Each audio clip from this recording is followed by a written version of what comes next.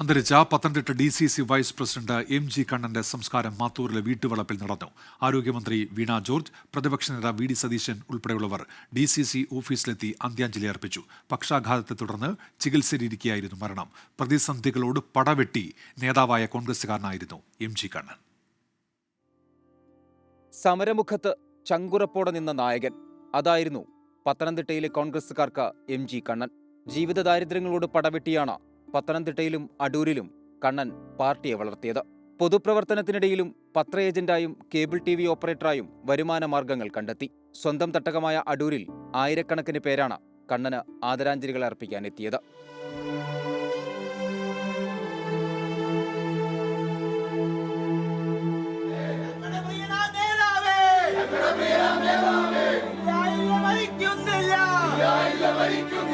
ഇടതുകോട്ടയായിരുന്ന അടൂർ മണ്ഡലത്തിൽ ചിറ്റയം ഗോപകുമാർ കഷ്ടിച്ചാണ് കഴിഞ്ഞ തിരഞ്ഞെടുപ്പിൽ ജയിച്ചു കയറിയത്. രാഷ്ട്രീയ എതിരാളിയെ അവസാനമായി കാണാൻ ഡെപ്യൂട്ടി സ്പീക്കർ ചിറ്റയം ഗോപകുമാറും എത്തി. വിലാപയാത്ര DCC ഓഫീസിലെത്തിയപ്പോഴേക്കും ആൾക്കൂട്ടം നിറഞ്ഞു.